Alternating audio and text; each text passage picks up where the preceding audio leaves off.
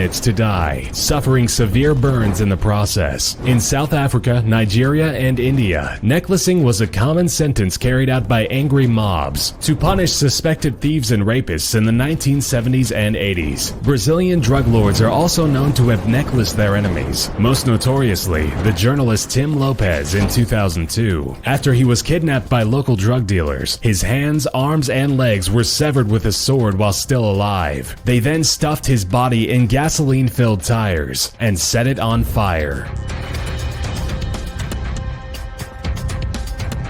The bone-snapping, ligament-tearing torture device known as the rack was one of medieval Europe's favorite interrogation platforms. Essentially, it is a table that has two rollers on either side. The victim's ankles are fastened to one roller and the wrists are chained to the other. A handle and ratchet mechanism attached to one of the rollers is used to gradually increase the tension on the chains, inducing excruciating pain. Over time, the sufferer's joints are dislocated and eventually separated. One horrifying aspect of this torture is hearing the loud popping noises made by snapping cartilage, ligaments, or bones. Muscles are stretched to the point that they lose the ability to contract, rendering them useless.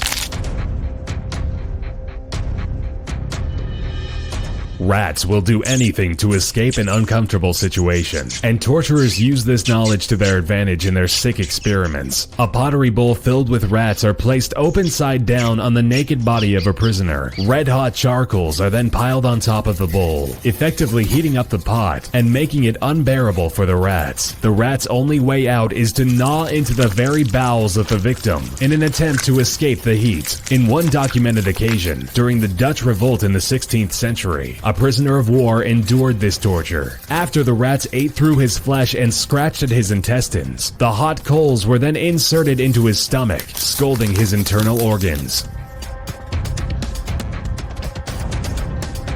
The head crusher is a device that clamps down on the victim's head, smashing it between a metal plate and a rounded iron cap. As the executioner gradually twists the handle, the victim's skull is slowly crushed. Bone fragments from the skull can puncture the brain, causing spontaneous muscle spasms and, of course, brain hemorrhaging. If the person inflicting the pain wants to torment the prisoner even further, he could strike the metal cap with an iron rod, sending echoing pain throughout the person's body. In most cases, the victim is killed, but not before the jaw had been crushed and their eyes had popped from their sockets.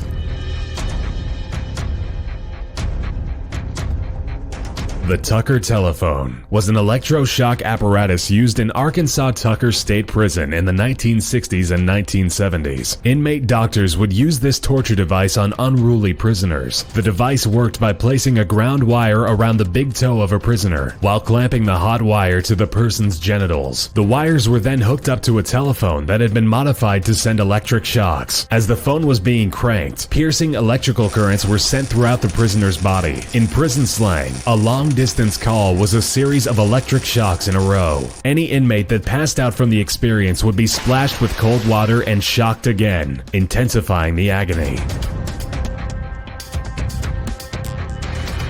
Similar to the rack, the German chair is a form of torture often used by the Syrian government against the rebels. When a detainee is captured, they are placed in a metal chair. Their legs and arms are secured to the seat, while the back of the chair is pulled back and down toward the ground. This causes severe stress on the spine, neck, and other limbs, often causing permanent damage. One man who managed to escape the Syrian torture cell claimed that they stripped him naked and hung him upside down in the chair for 8 to 12 hours a day for 4 days.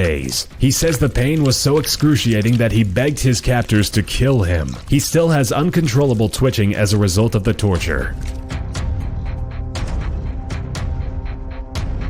Flaying, also known as skinning, is an old torture that dates back to 883 BC. It involves different methods to remove the skin from the victim's entire body. The most common form of flaying is to use a knife, inserting the sharp blade just below the chin. The cuts start at the face and work all the way down to the toes. In some cases, the skin would be taken off in small sections and be performed slowly until completely done. What's left is a still living person with exposed muscles, ligaments, and bones.